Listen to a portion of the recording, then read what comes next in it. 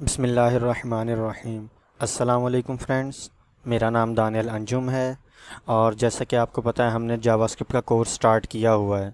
Last lecture में हमने ये देखा था कि वेरिएबल डिक्लेयर कैसे होता है। आज की वीडियो में हम जावास्क्रिप्ट में जो है वेरिएबल डिक्लेयर करने के लिए मैंने जो है 3 तरीके सीखेंगे। जैसा कि पिछले में मैंने यूज़ किया था कि वेरिएबल क्रिएट कैसे होता है, उसके लिए हमने वैर कीवर्ड का यूज़ किया था। आज की वीडियो में हम लेट और कॉन्स्ट के बारे में भी देखेंगे। वैर जो था ये पुराना तरीका था। एक्मा स्क्रिप्ट आने से पहले 2015 से पहले लोग वैर यूज़ किया करते थे। 2015 के बाद जो है जावास्क्रिप्ट में 2 नए कीवर्ड इंट्रोड्यूस करवाए गए, एक लेट और एक कॉन्स्ट। उनकी मदद से भी वेरिएबल डिक्लेयर हो सकता है। इनमें कुछ थोड़े से डिफरेंसेस भी हैं। जो बिगनर लेवल पर जो बेसिक डिफरेंसेस हैं उन्हीं के बारे में मैं आज डिस्कस करूंगा। जो थोड़े से एडवांस लेवल के कॉन्सेप्ट हैं, जैसे उसका फंक्शन स्कोप क्या होता है, ब्लॉक स्कोप क्या होता है, होस्टिंग क्या होती है, ये सारी की सारी चीज़ें हम जाके एडवांस जावास्क्रिप्ट में देखेंगे। तो सबसे पहले हम जो है बिगनर लेवल पे, जैसे मैंने कहा है, हम देखेंगे कि वैर, लेट और कॉन्स्ट में क्या डिफरेंस होता है, जो अभी के लिए आपके लिए जानना बहुत ज़रूरी है। तो सबसे पहले अगर हम वैर की बात करें तो मैं यहाँ पर ना नेक्स्ट वीडियो में हम डाटा टाइप्स को डिस्कस करेंगे। आज जो है मैं क्या करूँगा, 2 तरह की डाटा टाइप्स, एक नंबर यानी एक नंबर लूँगा मैं, वो वेरिएबल को असाइन करूँगा, और एक स्ट्रिंग लूँगा मैं, वो वेरिएबल को असाइन करूँगा। और इन्हीं 2 डाटा टाइप्स को लेके हम क्या है अपने वेरिएबल के साथ जितनी भी इम्प्लीमेंटेशन है वो करेंगे। तो जैसे मैं यहाँ पर आता हूँ और मैं यहाँ पर लिखूँगा वैर, और अगर मैं लिख दूँ मार्क्स इज़ इक्वल टू 10। आपको मैंने लास्ट वीडियो में भी बताया था कि हम वेरिएबल को एक ही लाइन में डिफ़ाइन भी कर सकते हैं और एक ही लाइन में हम उसको इनिशियलाइज़ भी कर सकते हैं। तो यहाँ पर मैंने एक ही लाइन में वेरिएबल को डिफ़ाइन भी कर दिया है और इनिशियलाइज़ भी कर दिया है। तो अगर हम यहाँ लिखना चाहें तो हम लिख सकते हैं कमेंट्स में वेरिएबल डिक्लेरेशन एंड इनिशियलाइजेशन। तो ये हमने एक ही लाइन में वेरिएबल बना लिया। और आज मैं आपको एक और तरीके की भी आउटपुट दिखाऊंगा कि जैसे मैंने आपको बताया था अलर्ट के थ्रू भी हम जावास्क्रिप्ट के अंदर क्या कर सकते हैं, अपने वेरिएबल को प्रिंट करवा सकते हैं। दूसरा तरीका एक होता है हमारे पास कंसोल। कंसोल में मैं लिखूंगा आगे डॉट लॉग और यहाँ पर मैं अपने वेरिएबल का नाम पास कर दूंगा। तो अब इसको अगर मैं यहाँ से आके राइट क्लिक करूँ, कॉपी पाथ करके अपने ब्राउज़र पे आके यहाँ पर इसे मैं पेस्ट कर दूँ, तो आप देखें अभी फ़िलहाल स्क्रीन में मुझे कुछ भी नहीं नज़र आ रहा है। बल्कि हम ऐसा करते हैं, इधर HTML में थोड़ा सा एक H1 लिख देते हैं और लिख देते हैं यहाँ पर difference between var, let and const. इसके बारे में हम पढ़ेंगे। तो जैसे ही मैं इसे रिफ़्रेश करता हूँ तो आप देखेंगे यहाँ पर लिखा हुआ है difference between var, let and const. अब आपको क्या करना है, कंसोल की आउटपुट देखने के लिए आपको राइट क्लिक करना है और इंस्पेक्ट पे चले जाना है। इंस्पेक्ट पे जाएंगे तो यहाँ पर देखें ये कंसोल आ रहा है। इस कंसोल के बारे में थोड़ी सी इन्फॉर्मेशन ले लें, मज़ीद इसको डिटेल में हम बाद में देखेंगे।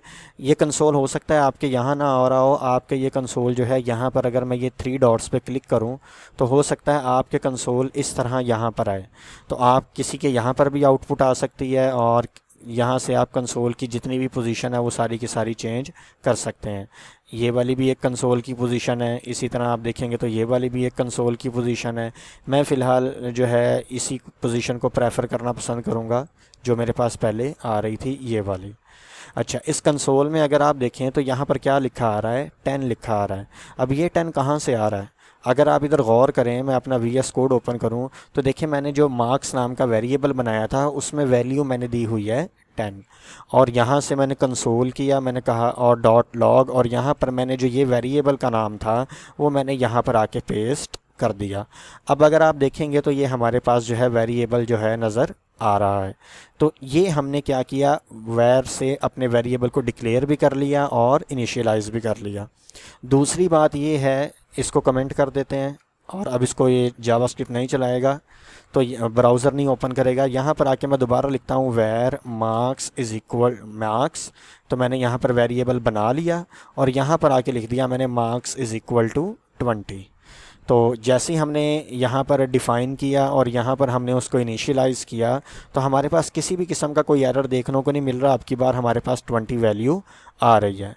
तो वैर में आप क्या कर सकते हैं, वेरिएबल को एक लाइन में डिक्लेयर कर सकते हैं, नेक्स्ट लाइन में उसको आप कोई ना कोई वैल्यू असाइन कर सकते हैं, आपको कोई भी एरर नहीं आएगा। इवन डैट अगर मैं यहाँ पर आके लिख दूँ मार्क्स इज़ इक्वल टू 30, तो अब पहले जो मार्क्स में वैल्यू 20 थी, अब मार्क्स में वह क्या वैल्यू हो गई है, 30 हो गई है। इसे कहते हैं री असाइन।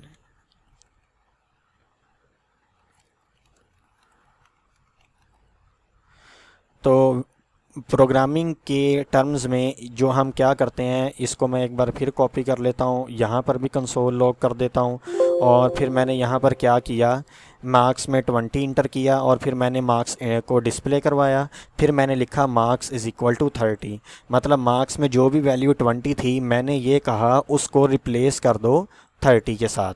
और अब की बार जब मैंने लॉग करवाया तो आप देखेंगे कि यहाँ पर मेरे पास, मैं इसे रिफ़्रेश करता हूँ तो देखें पहले आ रहा है 20 और बाद में क्या आ रहा है, 30। मतलब यहाँ से जो मेन पॉइंट आपने याद रखना है वो पॉइंट ये है कि जावास्क्रिप्ट के अंदर अगर वैर से आप कोई वेरिएबल डिक्लेयर करते हैं, उसकी वैल्यू को आप रीअसाइन भी कर सकते हैं, उसमें किसी भी किस्म का कोई एरर नहीं आएगा। यहाँ तक बात क्लियर हो गई। अच्छा, तो यहाँ से आके मैं ये वाला जो वैर के साथ जितना भी हमने थोड़ा बहुत कोडिंग करनी थी उसको मैं यहाँ पर आके कमेंट कर देता हूँ।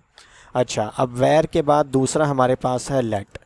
सेम केस में लेट के साथ करता हूँ, मैं लिखता हूँ लेट मार्क्स इज मार्क्स। तो मैंने मार्क्स नाम का एक वेरिएबल बना लिया। मार्क्स में भी पहले यहाँ पर आके मैं लिखता हूँ मार्क्स। अब की बार मैं यहाँ पर 30 इंटर कर देता हूँ और कंसोल में हम देखते हैं हमें क्या वैल्यू मिलती है। और यहाँ पर मैंने लिख दिया मार्क्स। तो जैसे ही मैंने यहाँ पर मार्क्स लिखा तो अब की बार आप देखना हमें आउटपुट मिलेगी 30। तो हमारे पास क्या आ गया है, 30। अब मैं दोबारा इसको वैल्यू रीअसाइन करता हूँ। तो यहाँ पर आके अब की बार मैं लिखता हूँ मार्क्स इज़ इक्वल टू 50 और यहाँ से अगर मैं कंसोल डॉट लॉग करूँ और यहाँ आके मार्क्स लिख दूँ तो अब की बार अगर आप देखेंगे तो मार्क्स में मेरे पास वैल्यू अपडेट होके क्या हो जाएगी, 50 हो जाएगी। अच्छा, वैर में आप एक काम कर सकते हैं, चलें उसको मैं यहाँ पर आके दोबारा उसको करते हैं। एक पॉइंट यहाँ रह गया था बताने वाला, वो यहाँ पर डिस्कस करते हैं। मैंने जैसे ही लेट मार्क्स नाम का वेरिएबल बनाया तो लेट कीवर्ड उसी नाम का दोबारा आपको वेरिएबल बनाने नहीं देगा। जैसे मैंने यहाँ पर लिखा let marks is equal to 30, ये सारा कर दिया। यहाँ पर आके अगर मैं दोबारा लिखूँ लेट मार्क्स, तो देखिए मुझे यहीं पे रेड कलर का एरर मिलने लग गया है। तो ये रेड कलर का एरर ये हमें VS कोड हमें दे रहा है। देखिए वो क्या लिख रहा है, कैन नॉट रीडिक्लेयर। तो रीडिक्लेयर मीन के लेट से अगर आप एक वेरिएबल बना लेते हैं तो आप उसको दोबारा डिक्लेयर नहीं कर सकते। ये जो है लेट के अंदर उन्होंने ये चीज़ वैर से डिफरेंट की है। लेकिन अगर वैर से आप अगर वेरिएबल बनाते हैं तो उसको अगर आप रीडिक्लेयर सेम उसी नाम से करेंगे तो वो डिक्लेयर हो जाएगा, उसमें किसी भी किस्म का कोई एरर नहीं आएगा। लेकिन लेट वाले केस में हमारे पास एरर जो है वो आ गया है। तो अब अगर मैं यहाँ पर आऊँ और यहाँ पर चलें हम कंसोल में भी एरर देखते हैं। मैं लिखता हूँ let marks is equal to 70 और यहाँ पर आके लिखूँ कंसोल डॉट लॉग और यहाँ पर आके मैं मार्क्स लिख दूँ तो अब की बार आप देखना आपको एरर देखने को मिलेगा। और एरर में क्या लिखा आ रहा है, identifier marks has already been declared. तो इसका मतलब ये है कि मार्क्स नाम से जो आपने एक बार वेरिएबल बना लिया लेट के थ्रू, दोबारा आप उसको सेम उसी नाम से नहीं बना सकते। हाँ, उसमें थोड़ी बहुत चेंजिंग कर सकते हैं। मैं यहाँ पर डबल एस कर देता हूँ तो ये डिफरेंट वेरिएबल्स हमारे पास हो जाएंगे। तो वैर से अगर आप सेम नाम से बनाएं तो ये आपका क्या होगा, क्रिएट हो जाएगा। लेकिन अगर लेट से आप ये काम करेंगे तो ये वेरिएबल ख़ुद ब खुद क्रिएट। तो यहाँ से आपने ये बात याद रखनी है कि हमारे पास जो अगर वैर है, वैर से अगर हम किसी वेरिएबल को रीडिक्लेयर करें तो वो वेरिएबल डिक्लेयर हो जाएगा, उसमें किसी किस्म का कोई एरर नहीं आएगा। लेकिन मार्क्स नाम से अगर आप कोई वेरिएबल रीडिक्लेयर करते हैं तो आपको उसमें एरर मिलेगा। लेट से अगर आप वेरिएबल डिक्लेयर करते हैं तो उसे रीडिक्लेयर भी फिर करते हैं तो आपको उसमें एरर देखने को मिलेगा। तो ये वैर और लेट में हमने फ़र्स्ट डिफरेंस देखा है।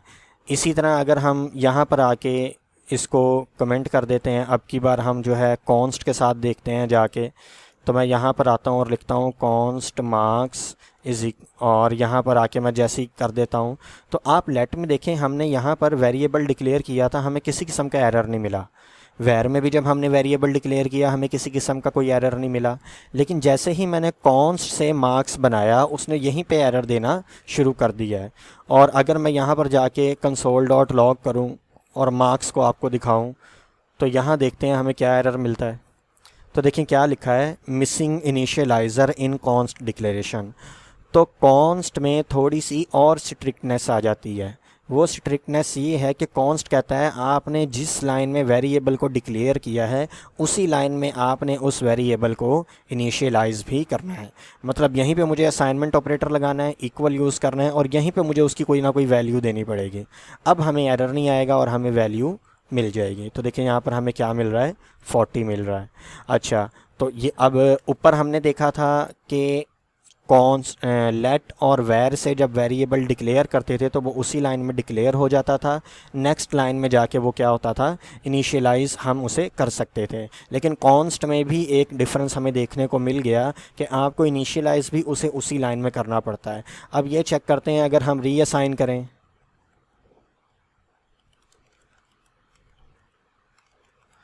अच्छा, कॉन्स्ट में फ़िलहाल मार्क्स में पड़ा है 40, मैं चाहता हूँ मार्क्स की वैल्यू अपडेट हो जाए और वो अपडेट हो जाए 70। तो अब की बार देखें यहाँ हमें कोई भी एरर वीएस कोड में देखने को नहीं मिल रहा।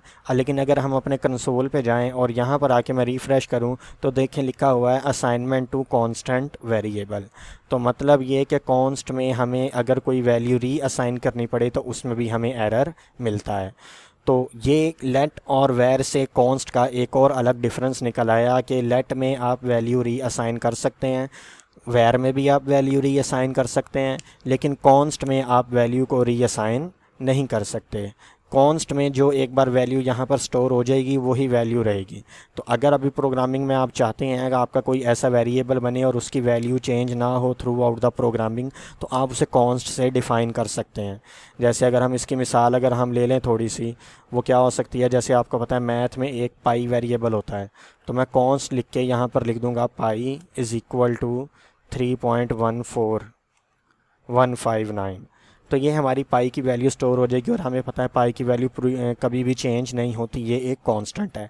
तो इस तरह की वैल्यूज़ आप क्या कर सकते हैं प्रोग्रामिंग में अपने जो है कॉन्स्ट में स्टोर कर सकते हैं और इसमें कोई भी चेंजिंग फिर हम नहीं कर सकते, मतलब वैल्यू को हम अपडेट नहीं कर सकते।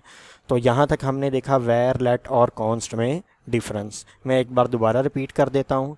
वैर से आप कोई भी वेरिएबल डिक्लेयर कर सकते हैं, नेक्स्ट लाइन में उसे इनिशियलाइज़ कर सकते हैं। सेम टू सेम आप लेट के साथ भी वेरिएबल डिक्लेयर कर सकते हैं, उसे नेक्स्ट लाइन में इनिशियलाइज़ कर सकते हैं। और वैर के साथ आप किसी वेरिएबल को रीडिक्लेयर नहीं कर सकते। रीडिक्लेयर का क्या मतलब है कि एक बार वेरिएबल लेट के साथ आप किसी वेरिएबल को रीडिक्लेयर नहीं कर सकते, वैर के साथ रीडिक्लेयर कर सकते हैं। अगर ये आपको भूल जाए तो इसके लिए आप ये ऐसे टेबल देख लें। यहाँ पर अगर मैं नेट पर सर्च करूँ डिफरेंस बिटवीन